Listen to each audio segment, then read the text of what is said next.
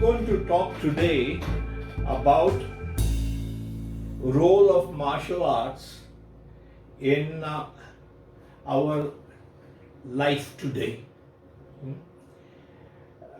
So in our society, all the parents, they are sending their children to school, and outside the school everybody is thinking about the child after school hours. Of course, 1 or 2 hours to go for some kind of tuition or the other, but some physical activity has to be there. So when I was young, it used to be only sports, one sport or the other, and very few people would go for a proper training to become a professional. Here, the notion is there that martial arts is for today's dangerous world and you have to do some self-defense. Young girls are going around on scooters and cycles all over the city and they need some kind of protection. And of course, you go to a martial art class and there is quite a lot of physical activity. So fitness, some people go there to reduce weight, all kind of reasons. And most of the people, by the time they come to 10th standard or so, then the martial arts or any other sports take a sort of a step back and studies only.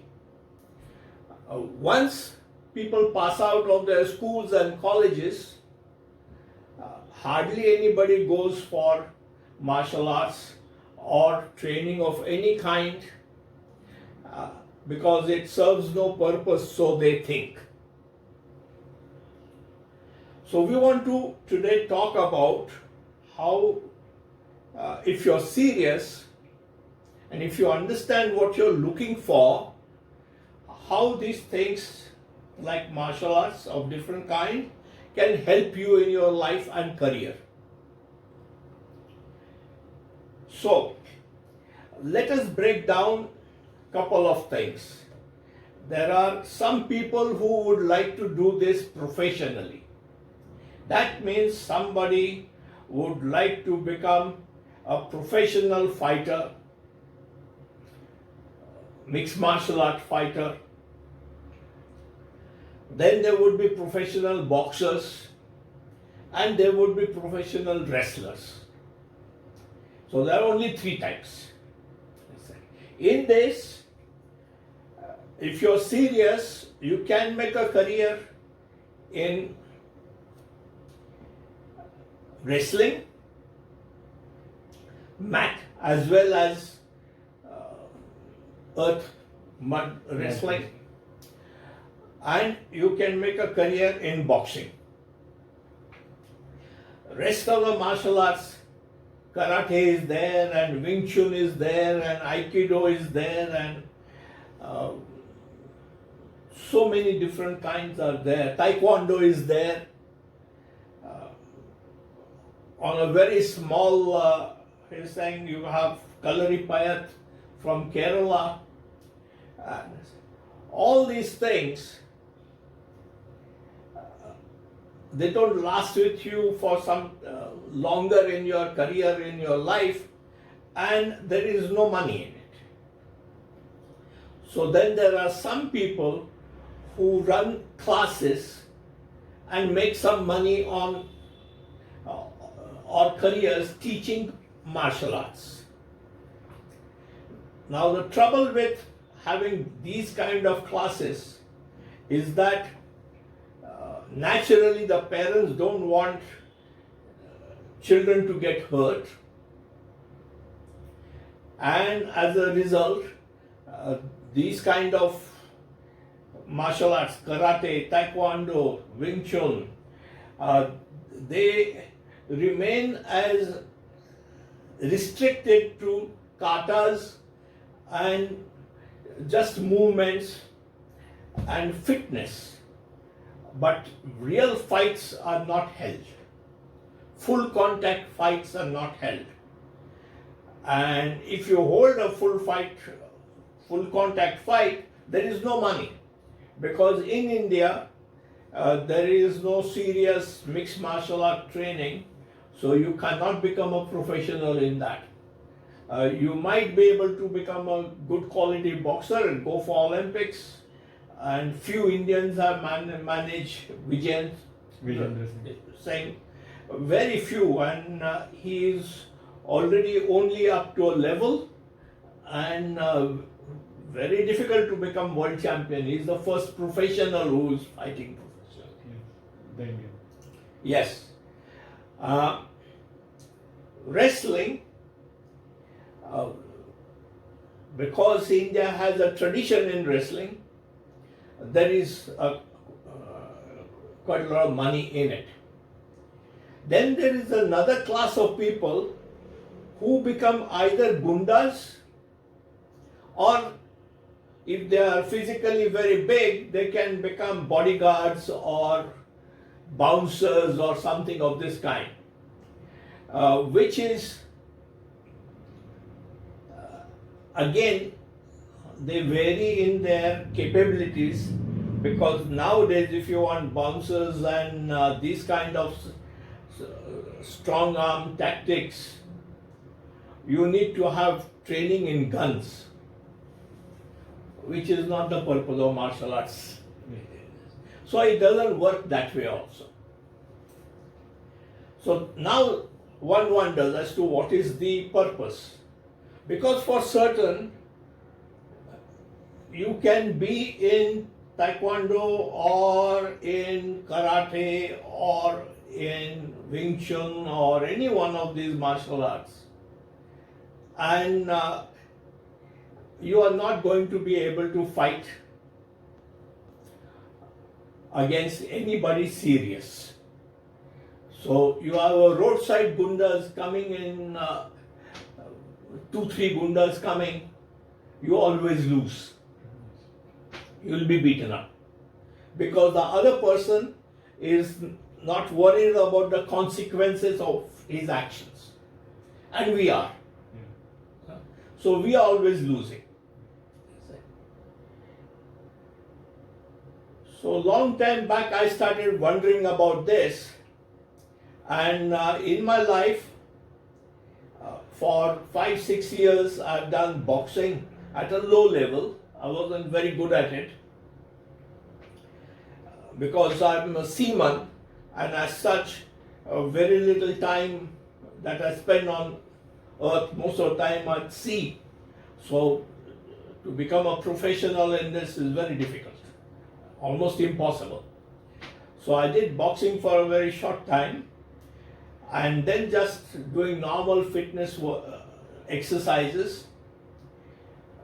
But in my life, at the age of 46 or so, there was an incident where in Kerala I got attacked, and on the road, on the highway near Kasargod, and I had nothing to do with that fight, and there was a roadblock, and I went to clear the roadblock, and I was attacked, and that day I would have lost my life. So when I was out of all those injuries, and I was thinking about what had happened, and I thought that the next time that such a thing happens, I would not like to die alone. I would like to take 1 or 2 people with me, or minimize the beating that I got. So I had a friend in America, in Alaska, and he had been a professional Marine, and I had spent a long time in Vietnam as a specialist. So I asked him as to what I could do. And initially he turned around and said, okay, you want to learn Sai. So I tried that for 6-8 months, and then I realized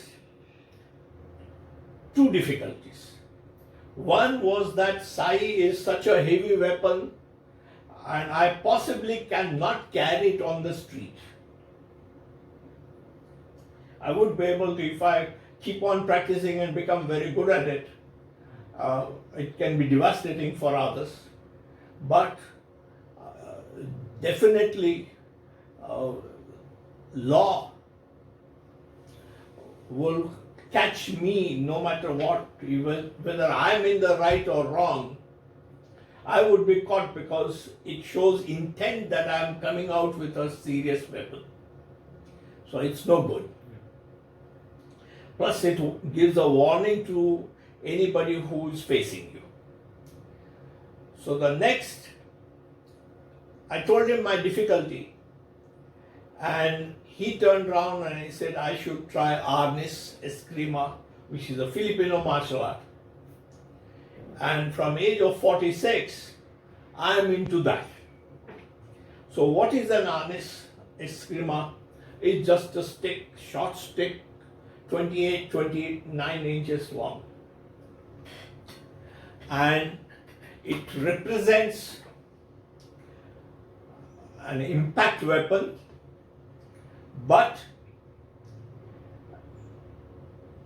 especially in India, Indian subcontinent, and many other parts of the world where this kind of weapon is not known, the people don't take it seriously. Nobody on the street, even the police, don't know that you are carrying a serious weapon. They think it's kind of a stick which you are keeping it for dogs or some small animal coming at you. Shoo away a dog or something. And definitely there is no blade, so nobody is getting worried about what you can do with it.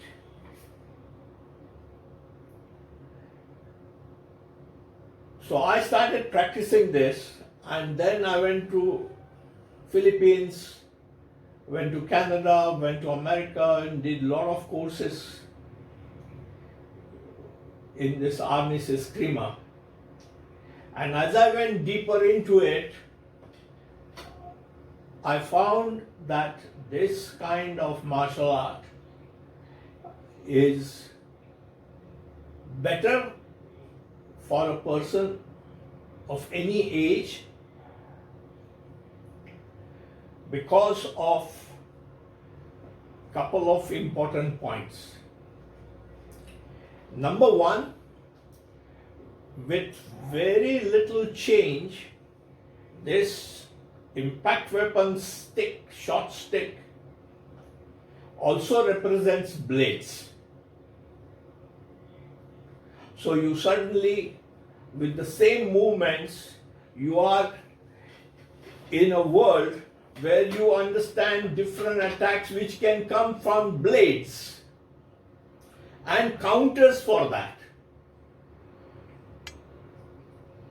So if you practice this, you have a practical knowledge of the angles of attack, practical knowledge of distances, movements, and your left and right brain starts working out with extended distances. Because when you are with karate or taekwondo or wing-chun, you are not having weapons in the hand. When you don't have weapons in the hand, your distance or reach is only as far as your arm reaches. The extension of the hand. Extension of your hand. And then if I reach out by bending forward or taking a short step forward, then it just goes a little bit further. Whereas, and you must remember one more important thing, that no matter how fast a boxer is, how fast any street fighter is, his hands can only move so fast and no more. So to give an example, if I move my hand from here to here, or if I'm punching and if I give a punch from here to there, how fast can I go? Still a limit. There is a limit. The hand travels from here to here. So it is, if you count the distance, it is 1 foot, 2 foot, 3 feet, 4 feet. So this arc represents 4 feet. My hand can come down, whack. How much time did it take to cover 4 feet? A second. Whatever, 1 unit. Yeah. But if I have a stick which is in the hand another 2 feet ahead, Yeah. 2.5 feet ahead, the arc is 8 feet in the same time. Yes. That means the speed of weapon coming at you is double, and in reality it would be 3 times more. So I found that working out with weapons like this, and then the different distances, some weapons are shorter, some weapons are longer. So we are practicing with 2-3 different lengths. And we suddenly realize that entire body is involved, right from your toes to the tip of your fingers and the tip of your weapon. This is all the energy coming from the toe up till that. The movement is of the whole body moving. It's not in isolation. As a result, you start judging distances, angles, and you get in the habit of watching the most important part where you should be watching and be aware of the entire situation around you. That would be termed as situational awareness. So that situational awareness is much greater than karate or taekwondo or any one of these. And the distances are also longer and bigger, and the movements are extended movements.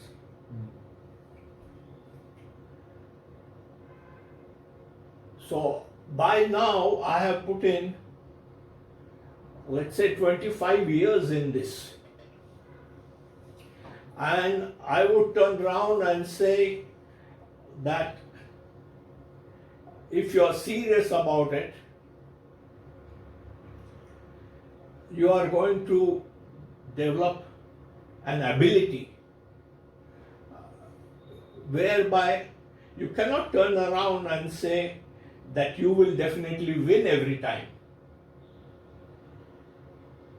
But you definitely will minimize the damage. You will be more aware of it. You will be able to counter it much better. And one more thing, as you start getting older and older, your stamina might start reducing.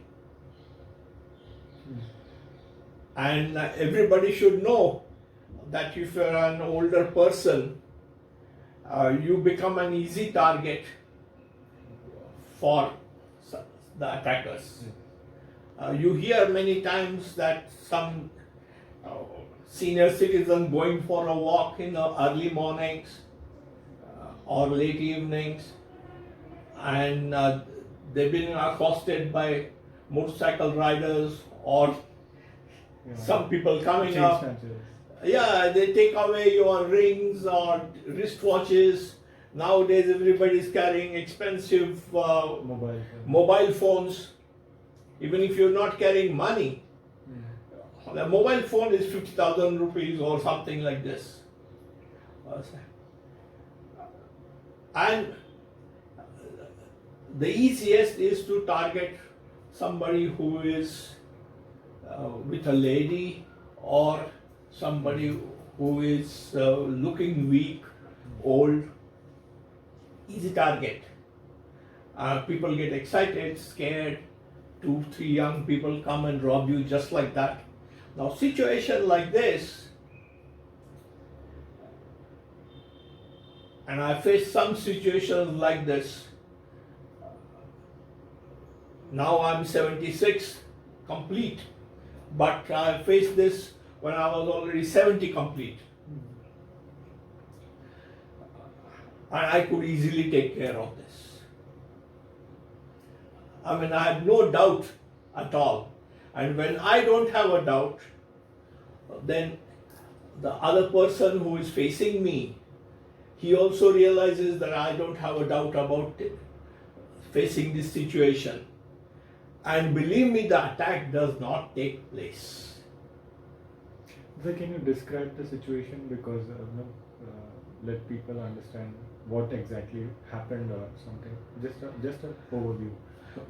For example, once I'm in Pune, and I had a foreigner, a Russian lady doctor with me as my guest, and we are going for a walk, and we are crossing a road, and there was some traffic. So we crossed half the road, and now the traffic is only from one side. So we are looking towards the traffic, waiting for some vehicles to pass. And just as we are about to make a move to cross the remaining half of the road, a motorcyclist came from the opposite direction, wrong way. And he hadn't seen me, so he almost came and hit me. Now I'm 70 years old at that time, and had he hit me, I would have been a basket case with couple of large bones broken, fractured, and I would have had to go to the hospital directly. But while I was looking this side, I already have my antennas out and I see something coming from here. And my hand moved, my body moved automatically without my even thinking about what I should do next. And the rider's hand, left hand, was hit by my hand, where the entire motorcycle flew off, and he went and crashed in the wall on the other side. Nothing happened to me. When he fell down, I was worried about whether he's hurt or not. But I found that the motorcycle was damaged badly, but he got off, immediately stood up, and he switched off the bike, and he was not hurt. Maybe some few scratches here and there. So my guest, Anna, she got worried, scared. She's in a foreign country and something like this happens. And I said, don't worry, he'll take care of himself. In any case, he's in the wrong. Let's walk off. So we walked off. 5 minutes later, this young man, he was somewhere 30 years old or something like this, roadside gunda. He came with his motorcycle, stopped me, accosted me, stopped me and said that you damaged my motorcycle, you hit me, and I need money for this. You have to give money. I said, you came from the wrong side of the road. I would have been hurt badly. All I did was to parry. I didn't hit you. This. He said, no, you did, and you give money. And when I refused, he started telling me as to, do I know who he is? And he held my collar. Yeah. I was still calm. I took out my card, visiting card, and I gave him the card and I said, I stay just 5 minutes from here, 5 minutes walk. You have difficulty, alone you cannot deal with me. Go get some more friends and come home. I am with the lady, don't trouble me now. And he started yanking my shirt. And I was just thinking whether how I should deal with this. And my body just moved faster. I had no stick in the hand or nothing. If the stick had been in the hand, it would be a different story. I wouldn't have let him close the distance and come so close. Yes. I would move off and keep him at a distance. Yes. But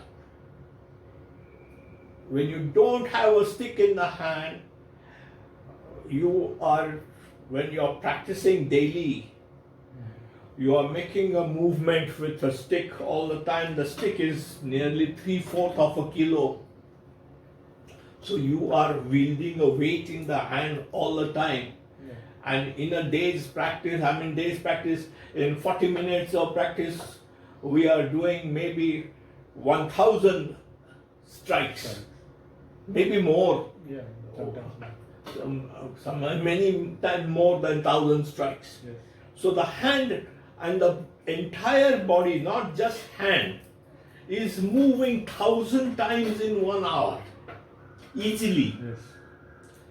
So the body has got a movement memorized inside so many angles and so many movements, which my brain doesn't have to give an order.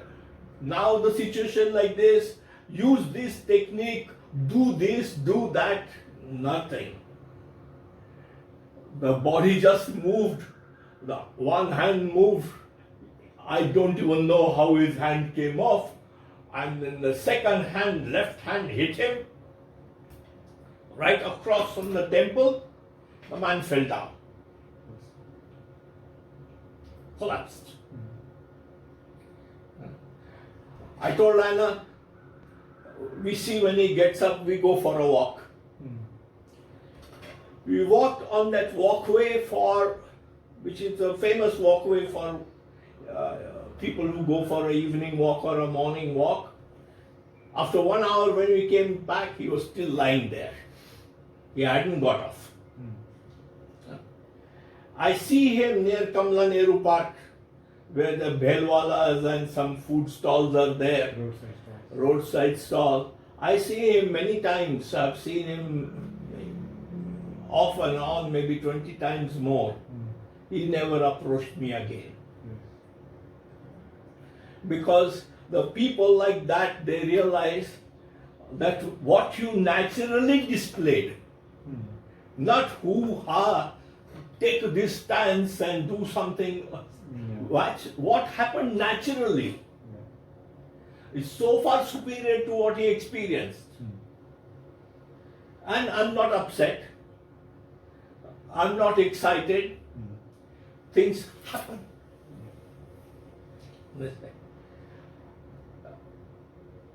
I would just add one more thing and we'll stop this subject over here. I became captain at sea in 1978 the first time. And I served at sea as a captain for 33 years. I was captain. Total, I spent 50 years at sea. Service 50 years. Now,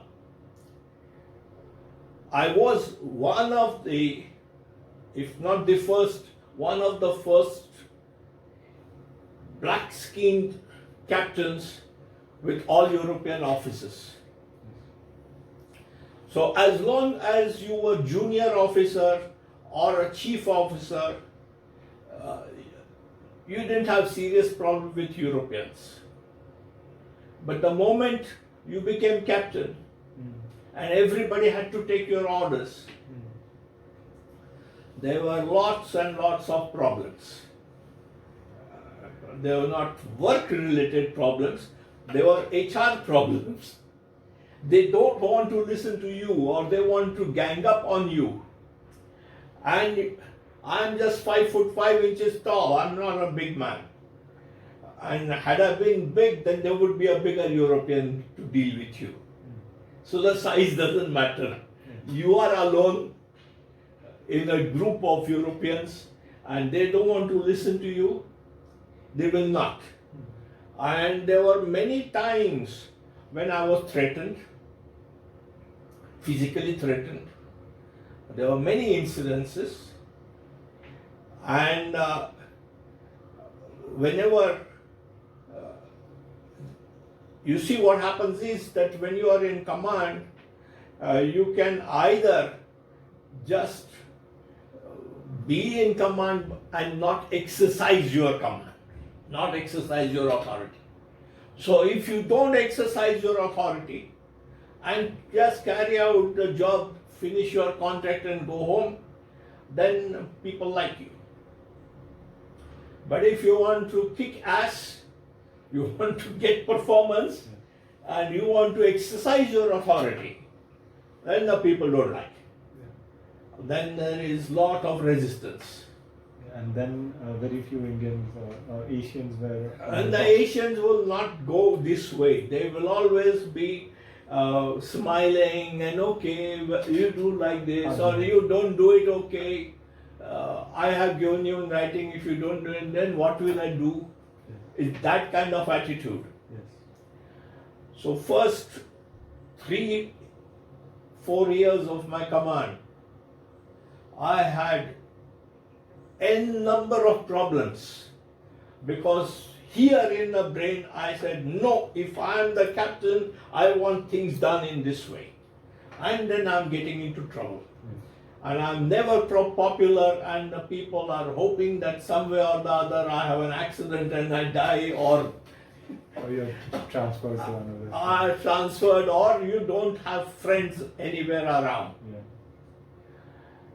I started learning martial arts age of 46.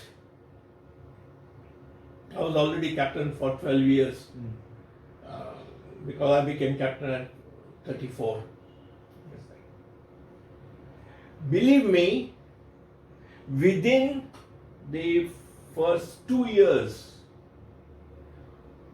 not that I had more power, there were still majority of people on the ship would have more strength, and if they attacked, you would get hit and you would lose. They were very strong. But there was some basic and profound change in my body language. So the same words that I uttered 5 years back, and I got into trouble. And I was using the same words, but my look had changed. And I'm not threatening anybody, but very, very slight change in the body language, the way I look, the way I behave, everything changed. And you cannot put a finger on exactly what happened, but the same words used were being accepted nicely. Total obedience. In fact, many of the companies for years, if there were trouble on any ship, they would send Captain Bhate there to solve it. 100% they knew that no matter what kind of trouble, this man is not scared and he will solve the problem nicely. That is the gift which martial arts gave me. I think we'll stop it here and take it further later. Okay, Dada. So for this session, we will finish it off here, Yes, and we will decide for the next subject, yes, and we will go ahead with it. yes. So thank you, everyone. Thank you.